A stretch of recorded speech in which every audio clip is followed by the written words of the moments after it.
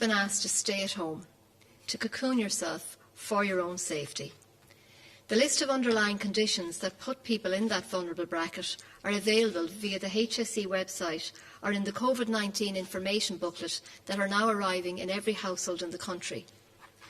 There has been some confusion about diabetes and the level of risk it poses in terms of COVID-19. If you are a diabetic and you're concerned, you should seek advice from your GP. Please remember to call your GP and not to go in person. We want to thank the public for their ongoing support of all of these restrictions, and we are aware how challenging they are. We know that 94% of the population have said that they're confident in their ability to adhere to the new restrictions. 84% of people are social distancing in queues, and 71% of people are sitting further apart from others. This effort is greatly appreciated and will support us in slowing down the spread of the virus. Remember, while we may have to stay apart physically, we are all in this together, and it is important to stay connected to friends, family and neighbours at this time. So, business supports.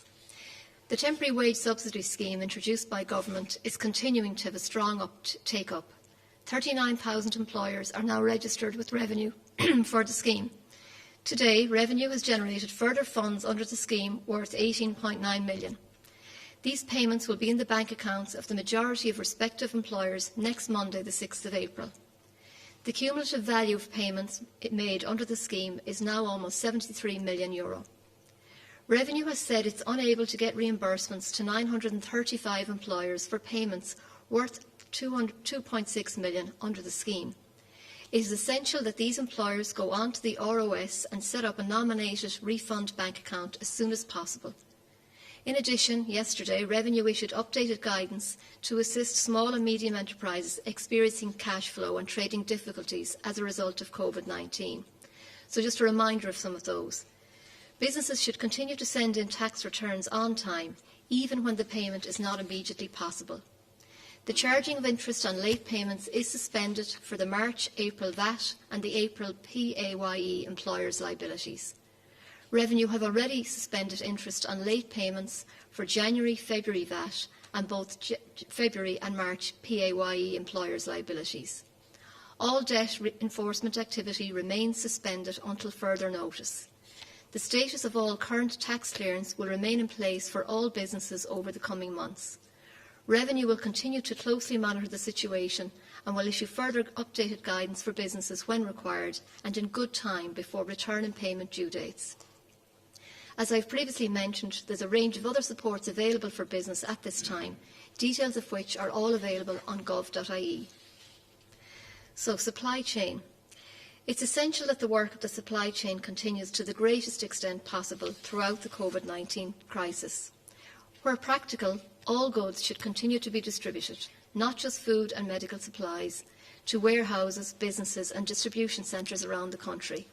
Likewise, all activities necessary to allow essential services in the supply chain should continue. Those working in the supply chain who cannot work remotely, such as cargo handlers, haulage drivers and warehouse staff, should continue to go about their business while following public health advice to keep supply chains moving. Guidance for both employers of essential workers and essential workers themselves can be found at www.gov.ie. Employees. We have, over the past 3 weeks, faced unprecedented demand for income supports. To date, the Department of Employment Affairs and Social Protection has processed almost 300,000 applications for COVID-19 related income supports. This figure is increasing each day as we continue to receive applications from customers. The vast majority of these applications are now being made through the easy online portal www.mywelfare.ie. In line with public health advice, footfall into the public intro offices has reduced dramatically as a result of customers moving in large numbers to online and respecting public health advice. Starting from today, all Department of Employment Affairs and Social Protection public offices will be open to the public from 10 to 1 on Mondays, Wednesdays and Fridays and will be closed on Tuesdays and Thursdays. These are emergency temporary measures and these opening hours will be kept under review. This decision has been taken to ensure that resources are focused on processing the thousands of applications we are receiving as quickly as possible.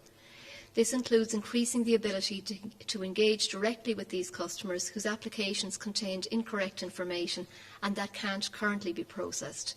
And this is a priority for the Department. The Department is reassuring customers that they can contact the Department outside the intro office opening hours. These reduced opening hours will enable the Department to substantially increase capacity to process applications and the number of staff available to engage with customers directly through their dedicated contact centre by phone, email and online. And that free phone number is 1890 800 024. We have had a few queries on payments, so the Department have asked me to clarify a few points that have been causing confusion. Firstly, on the topic of apprentices, apprenticeships are divided into two phases, as you know, on the job and off the job. Apprentices who are in the off-the-job training will continue to receive their training allowance from the state. There will be no loss of income for these apprentices. Apprentices who are on the job with their employers and who have subsequently lost employment are eligible for the COVID-19 pandemic unemployment payment. The second is for situation for people aged over 66 in receipt of a state pension who are employees and have lost employment. These people are eligible to be included in the temporary wage subsidy scheme and can retain that pension payment if they lose employment income. People in receipt of state pension payments also have automatic access to a range of other income supports not available to unemployed people, including the free fuel allowance, the living alone allowance and the free TV allowance. And I'm reminding you that the fuel allowance has been extended for 4 weeks this year until Friday the 8th of May. So community measures and supports. Yesterday marked the launch of the Community Call, an unprecedented initiative designed to harness the energy of the voluntary and community bodies across Ireland and coordinate a shared response that will reach out into every community and offer support and assistance where it is needed most. Under this initiative, the Local Authority Community Response Forum helplines are operating across the country. There were around 1,500 calls to the helplines yesterday. If you need help with practical supports like food, fuel or medicines delivered to your home, you can call your local authority helpline or email them. These contact details are all available on gov.ie. If you need emotional support or someone to talk to, call the Alone helpline on 0818 222 024. The local authority helplines and Alone are partnering. If you call either the local authority or Alone, they will link you up with whatever you need. An Garda Síochána, child protection and medical emergency lines are all still in place. You should contact them if you need services.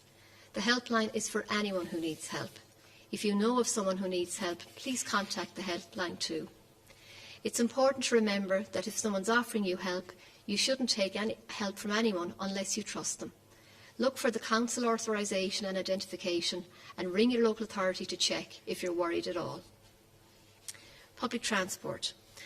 I want to briefly draw attention to the fact that public transport is still available for essential use. Everyone needs to take a common sense approach. It covers the transport to and from work for essential workers and journeys for essential shopping where the use of public transport is required. It also covers individuals who are in emergency situations and require access to medical or legal support. When taking public transport, I suggest you ask yourself firstly, is it essential you make the journey? And if it is public transport the only way you can do it? We've already clarified that if an essential service or supply is further than 2 kilometres for travel, then you may travel outside that limit. Changes to regulations on prescriptions. A number of measures have been put in place to relieve some of the pressure on GPs and pharmacists while still ensuring continuity of care for their patients during the crisis. Among these are the ability for electronic transfer of prescriptions to the pharmacy, the extension of the maximum period of validity of a prescription from 6 months to 9 months, and also some temporary changes to the way in which your prescriptions can be repeated. You don't need to worry about getting your medicines. Ring your usual pharmacy to find out more. Special needs allocation. Yesterday it was announced that due to the impact of COVID-19, the new Special Needs Assistance allocation model, which would have changed the way special needs assistants are assigned to schools, has been deferred for 1 year and will now begin in September 2021. It is acknowledged that COVID-19 has had a huge impact on everyone in the education sector. The deferral of the new allocation model will allow a degree of normality to return for the coming school year.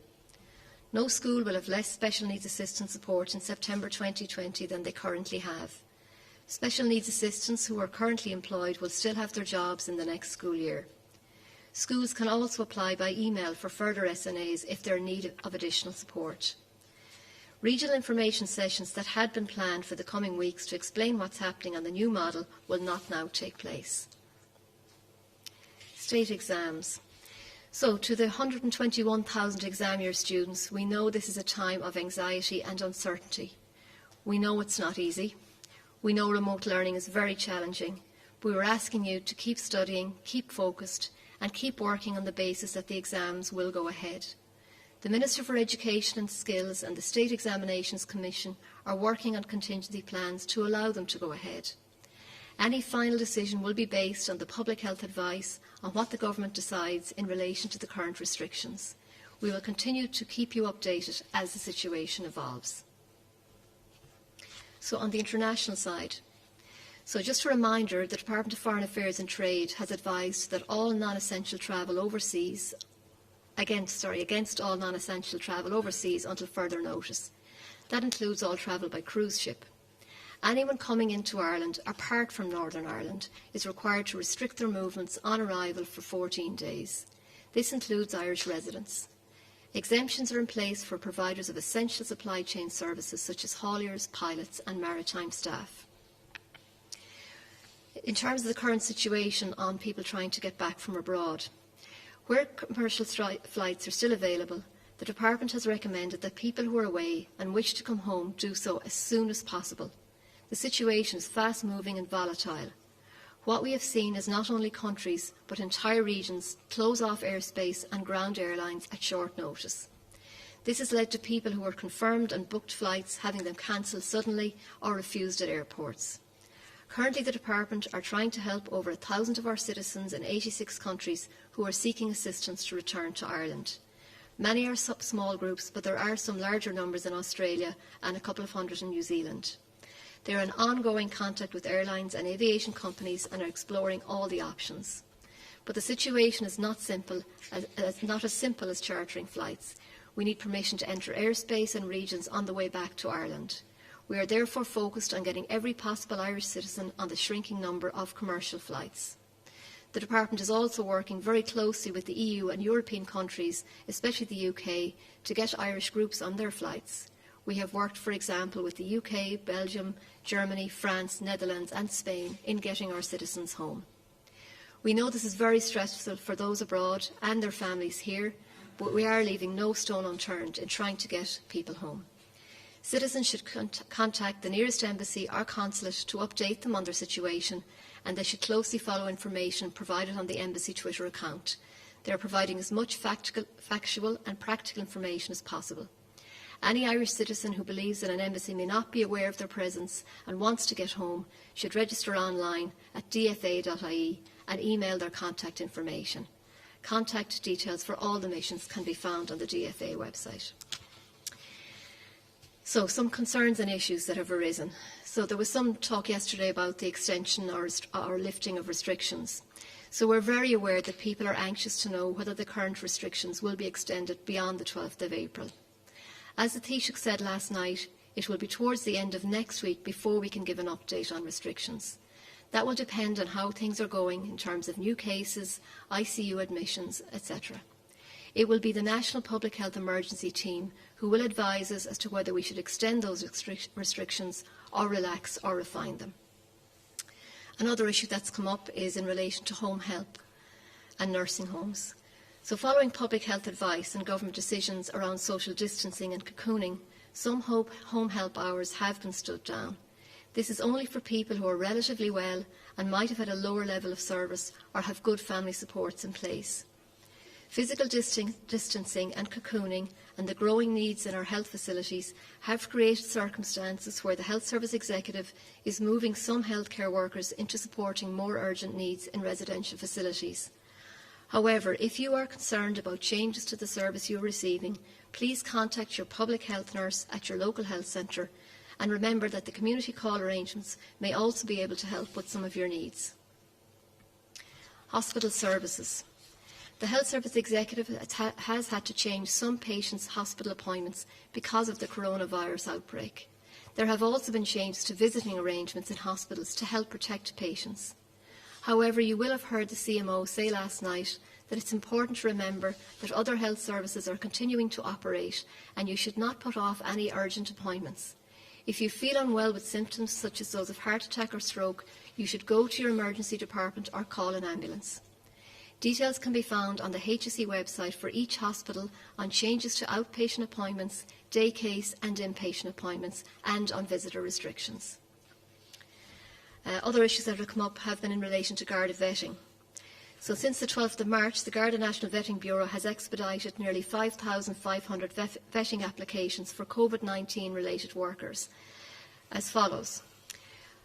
Nearly 2,000 for the Health Service Executive, over 1,600 for the National Recruitment Federation for medically related staff, over 900 for the Nursing Homes of Ireland, and over 800 for independent hospitals, healthcare agencies and the volunteer sector. It is currently prioritising all of the COVID-19 related medical vetting applications, and as of today they are fully up to date with all vetting applications received, with an average turnaround time of 1 to 2 working days once the application is received at the Garda National Vetting Bureau.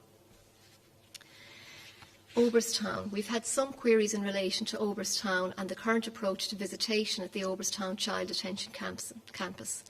In line with the Government announcement on the Friday the 27th of March, they have advised us that all visits to young people in Orbis Town have temporarily ceased except in exceptional circumstances. Measures have been put in place to support contact between young people and their families through the use of technology, and this was increased following the public health advice. Young people can have daily contact with family members as they wish, and the usual visiting routines on campus have moved from physical to virtual for now. The campus facilitates FaceTime, video conferencing, Skype and other platforms such as Zoom to support ongoing interactions with family members. The staff of Orbis Town are also in regular contact with family members of the young people on the campus, reassuring them and keeping them informed. So we're coming to the weekend and the end of the first week of the new restrictions. Let's keep it going in terms of everything you're doing. It is making a difference and we need to keep it up until the CMO tells us otherwise. Have a good weekend. Thank you.